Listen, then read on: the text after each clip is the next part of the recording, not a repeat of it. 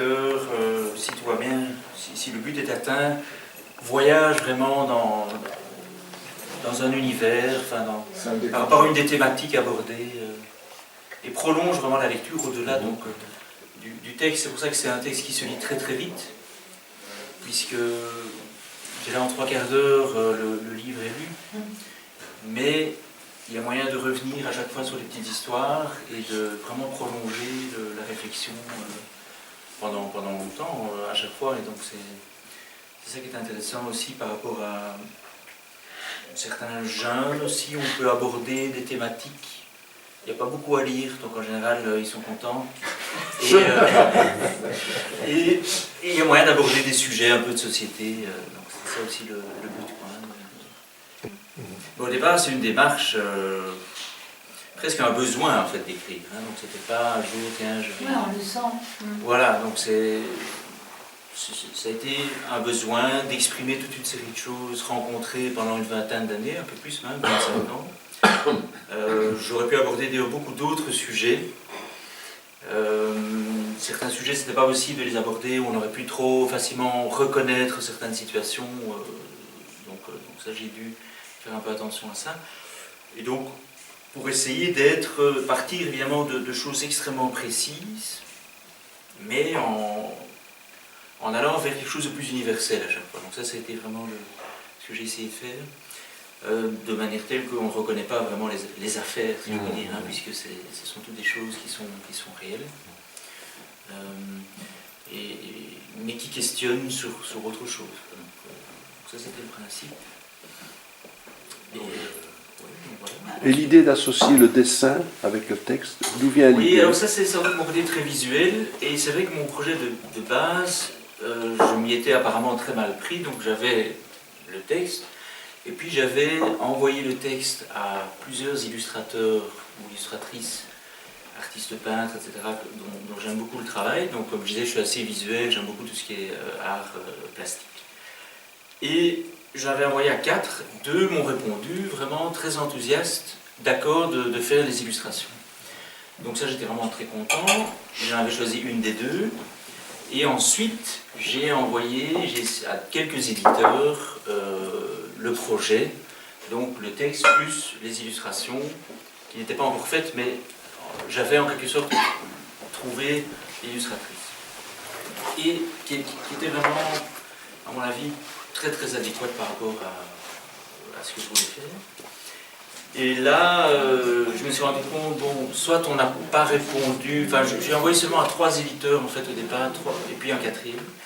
Il y en a une qui m'a répondu très très vite, même pas une semaine après, en disant j'arrive, donc elle était un éditeur à Paris, et bon, donc je l'ai rencontré, c'est très chouette.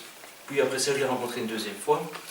Et pour moi, j'étais toujours dans mon projet initial. Puis là, je me suis rendu compte en fait qu'elle ne voulait travailler qu'avec ses propres illustratrices. Du coup, là, je me suis retrouvé face à un dilemme assez terrible parce que pour moi, c'était un tout.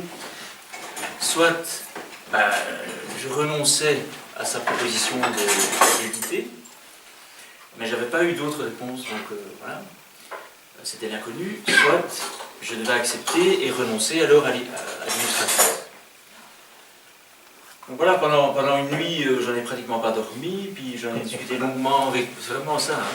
J'en ai discuté avec l'illustratrice, et elle m'a dit non, vas-y, fonce, c'est pas grave, on fera peut-être autre chose après, mais je veux dire, c'est assez compliqué de trouver un éditeur, donc voilà, donc elle dit de renoncer en quelque sorte à elle, et de partir dans cet inconnu, c'est-à-dire voir un peu qu'est-ce qu'on va me proposer alors comme illustration.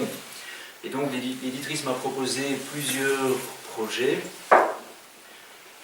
J'étais pas spécialement emballé par plusieurs projets. Et puis bon voilà, il y en a un que je trouvais intéressant. C'était assez surprenant de voir finalement ce qui avait inspiré mes textes. Donc elle est partie dans tout à fait un autre univers, mais qui crée une sorte d'équilibre intéressant quand même, je trouve. Et donc voilà, moi j'étais plus dans l'abstrait, donc j'ai essayé alors ensuite de lui dire de faire quand même 2-3 petites choses moins figuratives. couverture, par exemple, et le quatrième de couverture, et un ou deux dessins à l'intérieur sont plus abstraits. Et ça, j'aime bien cette idée, parce que ça me fait penser à un œil, mais un peu ouvert, comme ça. Donc, j'invite le lecteur à rentrer finalement dans mon œil, j'ai envie de dire, et de voir le monde à travers mon regard. Moi, j'ai vu plutôt un nombril. Ah, c'est intéressant. C'est vrai. Il y avait un œil en forme de nombril. C'est pourquoi pas. Nombril, Oui, il y a pas possible. Mais moi, ça m'inspire au niveau sculpture. Oui, mais ils ont leur manière de... Ils ont leurs écuries.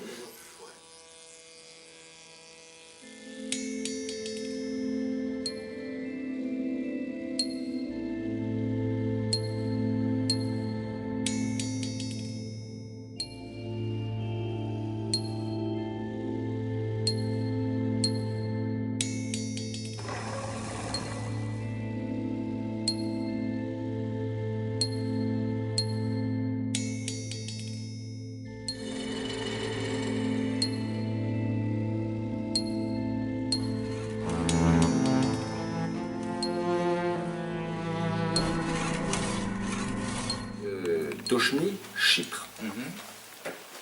Le temps semble arrêté, un lézard glisse sur le mur et les hirondelles virevoltent. Au loin, un coq s'époumonne. On ne l'écoute plus depuis longtemps.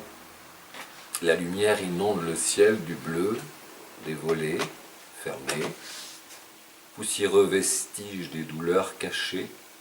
Les murs de pierre dorment encore, les cicatrices attendent le retour des exilés. Dans les ruelles escarpées, les chats se bousculent. En route pour la partie nord de l'île, dans le no man's land des kilomètres de barbelés, de part et d'autre de la route frontière, des uniformes font mine de s'observer. Et du rien, à perte de vue. L'ombre d'un oiseau traverse le citronnier. Qui s'en souviendra? Ah, c'est clair.